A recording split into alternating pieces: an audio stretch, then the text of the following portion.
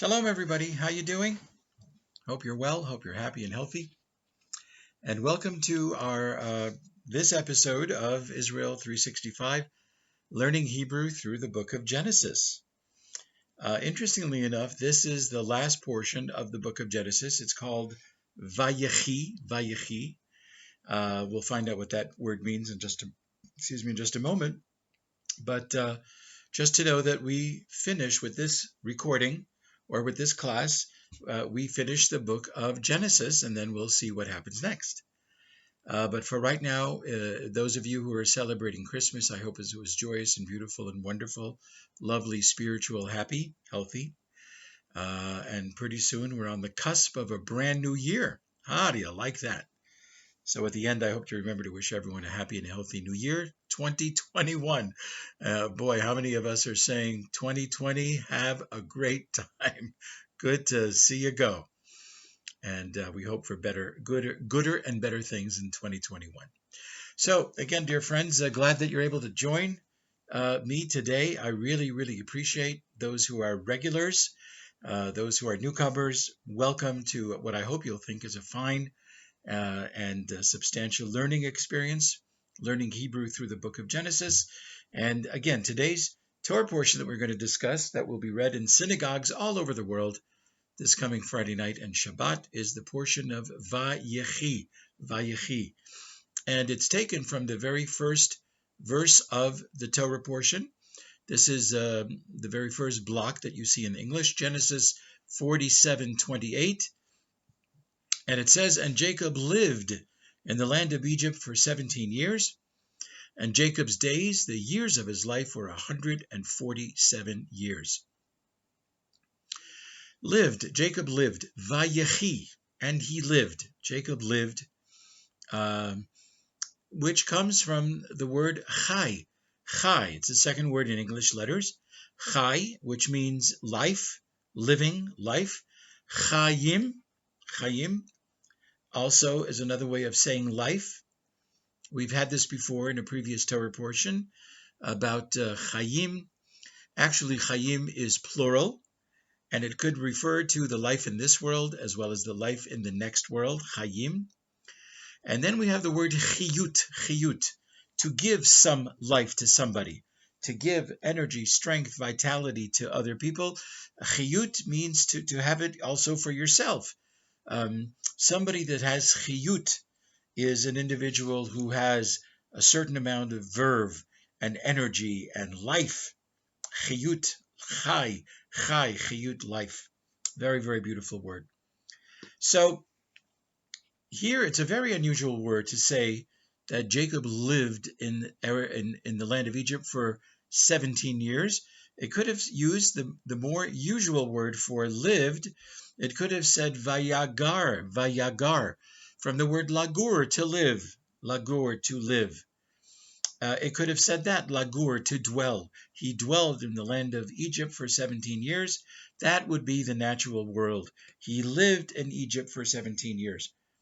And again, like we had last week, we have deeper meanings, not just the average meaning or the superficial or surface meaning, but a deeper meaning to the word Vayechi. So what does it mean here in the context of the life of Jacob? It means that he received a high level of vitality and spirit and excitement.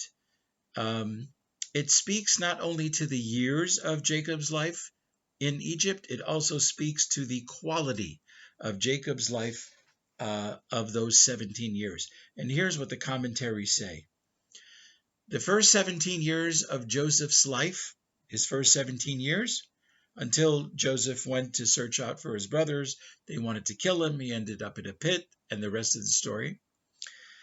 The best years of Jacob's life were Joseph's first 17 years, when Joseph was with his father, Jacob. And then comes the last 17 years of his life are in Egypt, but again with Joseph.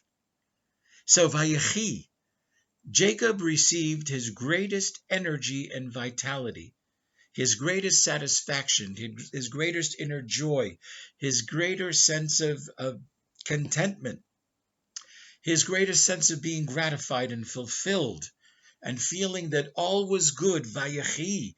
Not just he lived, but he got life, vitality, energy. This first 17 years of Joseph's life and the last 17 years of Jacob's life when Joseph was with him. And that's the deeper meaning of the word Vayechi in this context. The greatest joy and vitality that Jacob had was the years that he spent, 17 years at the beginning of Joseph's life, 17 years at the end of Jacob's life, when Joseph was in his area, when they could be together. And that's why the Torah used the word Vayechi, vitality, life, not just he lived. Very, very lovely interpretation, if I may say so myself. Well, I didn't make it up. If I made it up, I would tell you. Okay, let's take a look at the second notation, Genesis 48:2. Here, our forefather Jacob is sick. Joseph is told about the fact that his father Jacob is sick, and he decides to take his two sons, Ephraim and Manasseh, to go visit their grandfather. Genesis 48:2, and someone told Jacob and said, now they've come to where Jacob is. I guess they're outside the tent. Is that where Jacob is? He's somewhere. He's not in a hotel. He's in his room in a what? Building? I don't know. A tent? I'm going to say tent. So he's told, behold, your son Joseph is coming to you. He's coming to visit you. And Israel is another name for Jacob. Israel summoned his strength and sat up on the bed. Summoned his strength and sat up on a bed. The Hebrew word there in that second box from the top is vayitchazek. Vayitchazek. He strengthened himself. He became strengthened. He maintained himself. He exerted himself to sit up on his sick bed. Now, I'll tell you, when I was a rabbi of different congregations in America for 25 years, before we made Aliyah in 2010, before we moved to the land of Israel, I often did visits to the sick in the hospital, in a facility, at home, wherever it was. And I would say, because it's true, that very often I would peek through the door where the patient couldn't yet see me, and see that they were kind of lying down and in a very detached kind of a manner, and they looked like they were either sleeping or in pain or kvetching. I could hear that and see that as I'm standing at the doorway. And I would sometimes say to myself, maybe I shouldn't bother them right now because they don't really look like they're going to be able to handle a visit, so to speak. I would knock on the door. I would say, hi, Harold, which is very unusual because their name was Betty. All right, I didn't have good vision. I'm kidding. Hi, Betty. Hi, Harold. What would Betty or Harold do? Rabbi, I'm so happy to see you. They would vayitchazek themselves. They would kind of pull themselves together.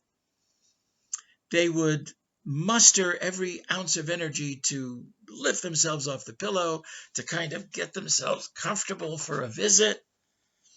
And then we were able to talk and chat and share some pleasantries or whatever the person wanted to share. How you feeling? How you doing? How's your hematocrit? All that kind of stuff. How's your blood pressure? Who's been visiting? All these kinds of wonderful things. So vayitchazek is the ability of a person to strengthen oneself, to summon a certain kind of a strength. You'll see the word chazak. Chazak means strong, chazak. My father of blessed memory, he had such a handshake that he would shake hands with people and would pull them like he was pulling them over an imaginary line. He would pull them and people would be lunged. Ooh, Mr. Adler, oh my gosh, you are so chazak. And he was strong like a bull. Chazak, to be strong, strength. Chozek yad is the next word I have in English. Chozek yad. We say that God took the Jewish people out of the land of Egypt from their slavery of hundreds of years, bechozek yad, with a great, strong arm. The next word in English, chizuk. Chizuk means to do things that give us strength and energy. Somebody who's spiritually down might go to hear a spiritual lecture and feel chizuk, feel a sense of revitalization, a sense of rejuvenation, chizuk. And the word chazak again. At the end of each 5 books of the Torah, when they're read in the synagogue from a Torah scroll, once we read the end of each of the 5 books, the entire congregation rises and they say the words chazak, chazak v'nitchazek. Let us be strong, and let us strengthen one another. As if to say, from this book that we just finished from the Torah, we have received strength, not just for ourselves, but a chazak, a strength that we can now share with others. A strength we can have, a strength we can give and share with others. So that is the idea of the word vayitchazek. It's a sense of being strengthened. It's a sense of, as say the commentaries, they remind us Joseph is not a nobody. I mean, it may be Jacob's son, but he's still the viceroy of Egypt. Shouldn't be smoking those things, but he's still the viceroy of Egypt, and he wants to give honor. You remember from, was it last week? Kavod. Kavod, he wants to give honor to the viceroy, even though it's his son. Now, interestingly enough, when he heard that Joseph was coming to visit, and he had the 2 children with him, who are now Jacob's grandsons, it rejuvenated him. And I believe that's what my visits to those people did, as well as anybody else's visit to people who are down and out, physically, mentally, emotionally, spiritually, whatever. We get rejuvenated by some people and some acts. So Joseph the son comes, he's rejuvenated, he's invigorated. And you know something? It's very similar to the time that Jacob is waiting for his hopefully future wife Rachel to come. He's standing near a well that has a cement cover that it takes several men to work together to lift off the well so that people can take from the well. But the people in the nearby area didn't just want people to deplete the water. So every once in a while, they would cover, a group of men working together. They would cover this well with a big cement cover. And it took many people to put it on and many people to take it off. But the Torah tells us that when Jacob was standing near the well and in the distance he sees Rachel, the Torah says that all by himself, Jacob lifted that cover by himself. Takes several men, and this time he did it by himself. So what's that all about? Well, it's usually what happens. There are some people, some sites, some activities that energize us, rejuvenate us, and resuscitate us. They just give us chizuk, and they make us more chazak, more strong, more resilient. And that's exactly what happened when Joseph and his sons went to visit Jacob, the father and the grandfather. Vayitchazek. Just that visit gave him strength to sit up, give proper respect, and to be prepared and ready for a lovely visit. Couldn't have done it lying down, head on the pillow, strengthens himself, and that's where he's at. Beautiful, beautiful idea. Number 3, 48:16, Genesis 48:16. The 2 grandchildren, Ephraim and Manasseh, are now standing in front of Jacob. Jacob's ready to give them blessings. And he says to them, "May the angel who redeemed me from all harm bless these youths." Remember that? What was it? My cousin Vinny? Youths? May he bless these youths, and may they be called by my name and the name of my fathers Abraham and Isaac, and may they multiply abundantly like fish in the midst of the land. The Hebrew word veyidgu, may they be like fish. The word dag is a fish. Very quick, 2 letters in Hebrew, dag, fish. Dagim, fish, plural for fish. Dag, dagim. So what's this idea? May you be like fish and multiply abundantly like fish in the midst of the land. So, dear friends, I365, glad to have you as the regulars, visitors, thrilled that you're here. Another example of the Torah taking what would I call simple superficial meaning, and the commentators come and say it's deeper than that. It's deeper. If it's in the Torah, it's deeper than that superficial meaning. So, why the fish? What does that have to do with anything?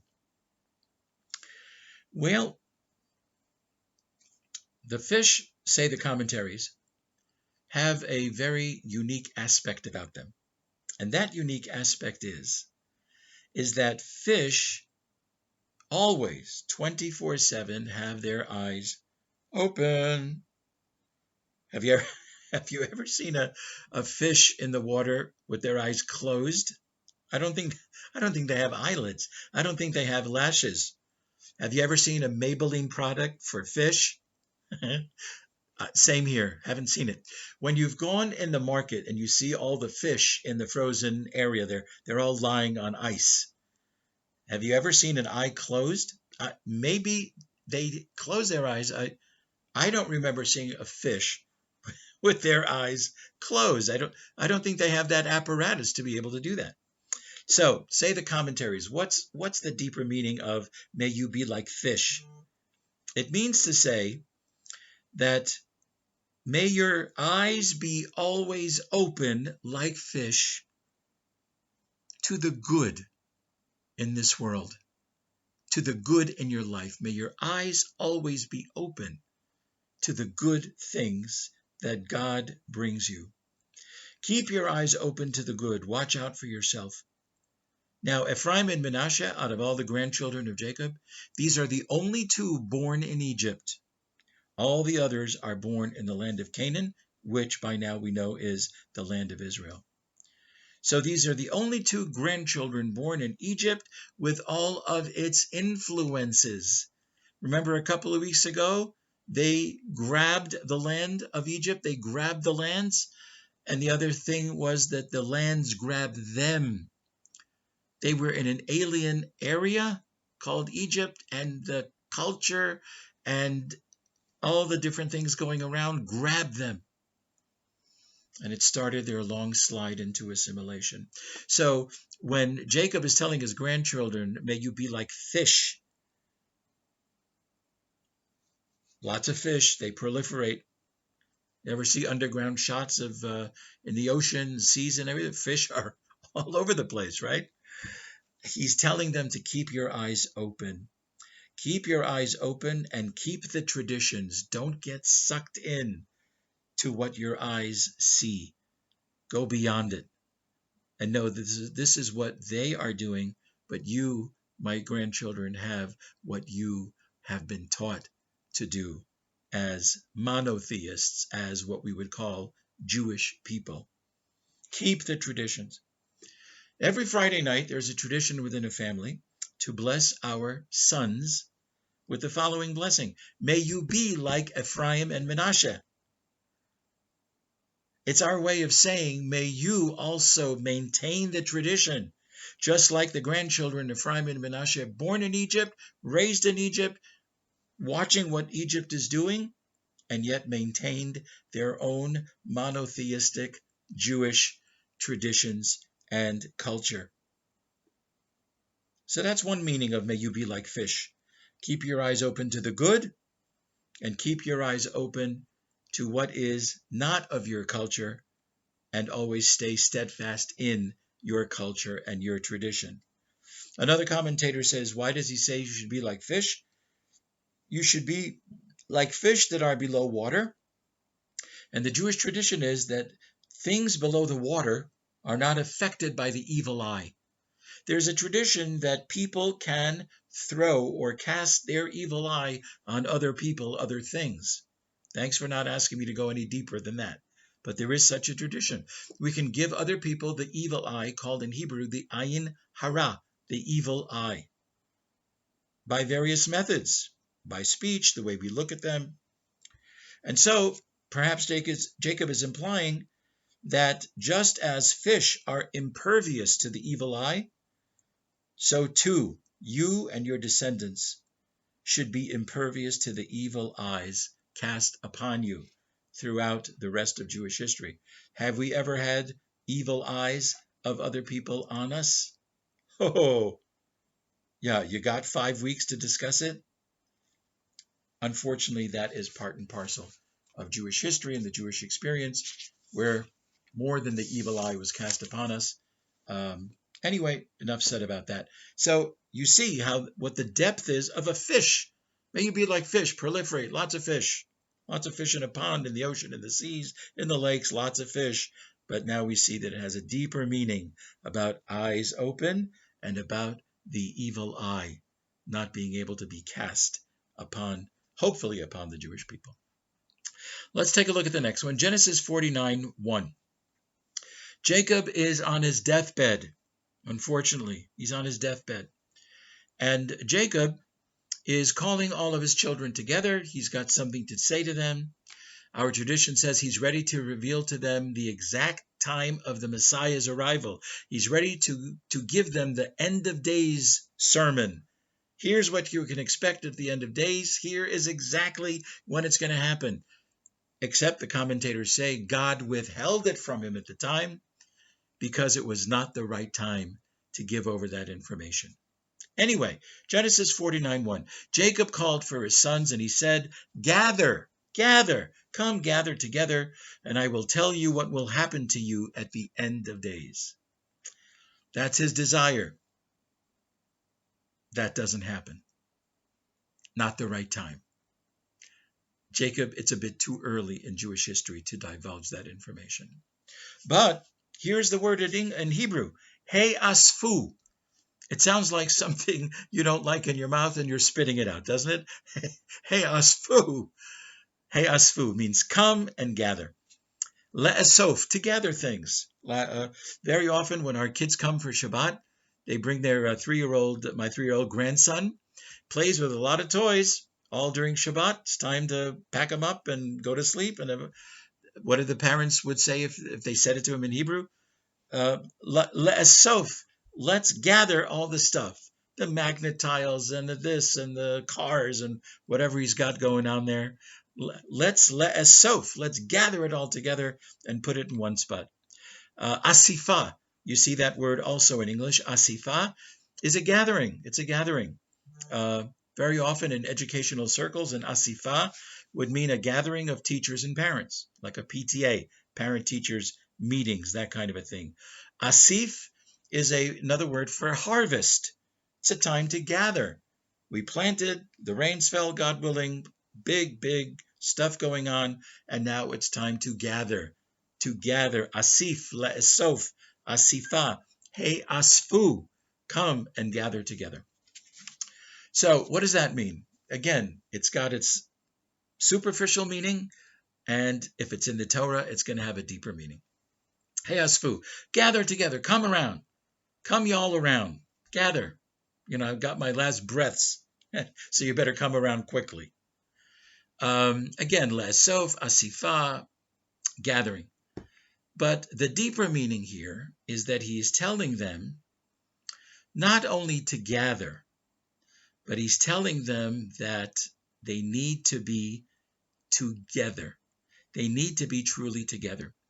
He's telling the children, you had a terrible episode with Joseph. You got jealous of him. You wanted to kill him. He ended up in a pit, yada, yada, yada. And here we are all together now. But he's not just telling them to gather. He's telling them, you have got to be together. You've got to be siblings that stay together, understand each other, work things out. You've got to be unified. And when you're unified, that's when the Messiah will come. When we merit the Messiah coming, because we're all working together on the unity of the Jewish people, or the unity of the world, the unity of whatever religion anybody is. When we can all get together, we can all gather together, we can all be together, we can be as one. That's when the Messiah will come. So he's not just telling them to come around the bed. He's telling them to get together and be unified, to feel as one heart beating. You should be one as God is one. Imitate that oneness of God, and then you will merit the end of days. In the word community, that we always want the community to come together, embedded in the word community is the word unity. And that's exactly what Jacob, the father, is telling him. You want the Messiah to come? We've got to work on the unity of every faith, and the unity of every faith feeling united with every other faith to the point where the entire world will be as one. Kind of invoking the great John Lennon song, Imagine, when the world will be as one. You know, faith leaders keep telling us it's not just a dream. It can be done. It needs work. It needs humility. But the unity of the entire world can be done. Let's work on it. That's the word he'asfu. Number 5 is the second to the last notation, Genesis 49:10. Jacob is now in the middle of giving all of his sons blessings. He's telling them what their essence is as far as he understands it. He's telling them what kind of people they will turn out to be, knowing what some of their talents and essences are. And he has this to say to Judah. 49:10. The scepter shall not depart from Judah, nor the student of the law from between his feet, until Shiloh, which some may pronounce Shiloh, until Shiloh comes, and to him will be a gathering of peoples. The Hebrew word there in the second to the last box in Hebrew is the word Shiloh. Shiloh, Shiloh. It's another name for the Messiah, called in Hebrew the Mashiach, the anointed one. The Messiah will come through the line of Judah. That's our belief, our Jewish belief. The Messiah will come through the line of Judah. He will gather and unite all the peoples of the world. He will gather all the Jewish people from outside of Israel and bring them into Israel. That will be a sign of Messianic days, when some leader like that can bring all the Jewish people back to the land of Israel. Now, Shiloh is also a location. Where I am in Efrat, just a little outside of Jerusalem, I think it's a 45-minute drive from here to Shiloh. Shiloh preceded Jerusalem as the very hub of worship and spirituality. There was a tabernacle in Shiloh, called in Hebrew a Mishkan, that was there for 369 years. The next step in the spiritual life of the Jewish people in Israel was to go from Shiloh, 369 years, to the Holy Temple in Jerusalem. So that remains the city of Shiloh. It's still there, and you can visit it. It's a beautiful place. Where does the word Shiloh come from? It comes from a contraction of two Hebrew words, Shai-lo, which I wrote there in English letters. Shai-lo. Shai means a gift, a present. Lo means to him. The Messiah is called Shiloh because when he comes, all the nations will bring gifts to the arrival of the Messiah. And that's what the commentaries say. That's why it's called Shiloh, Shai-lo. When the Messiah arrives, the nations of the world will bring him all kinds of gifts. Now, frankly, if I was the Messiah, I would take fried chicken. I would take some ice cream, sourdough pretzels, These are the kinds of gifts I would like. I don't need any more shirts, pants, ties, jackets, suits. Don't need any of those. But those are some of the hoo-ha. Nice bowl of French fries. That would be a fine gift for this Messiah. Maybe you have your own gifts that you would like. Anyway, that's why it's called Shiloh or Shiloh. When the Messiah, the Mashiach, comes, nations of the world will bring gifts to acknowledge that he has come to redeem the world. Now, I can just say before the last notation, I have heard of several places called the Shiloh Baptist Church, and I'm not exactly sure what the connection is there between Shiloh and church. But if you have something to say about that, I'd love to hear it. Rabbi Adler in Israel at gmail.com. Rabbi Adler in Israel, ISRAEL, at gmail.com. Some of you may remember that Neil Diamond sang a song about Shiloh. I looked at the lyrics today. Some people say that Shiloh was an imaginary friend. Some people say it was an actual friend. It was an actual person. That's all I can tell you. I just remembered when I saw the word Shiloh, I remembered he had a song all about somebody named Shiloh.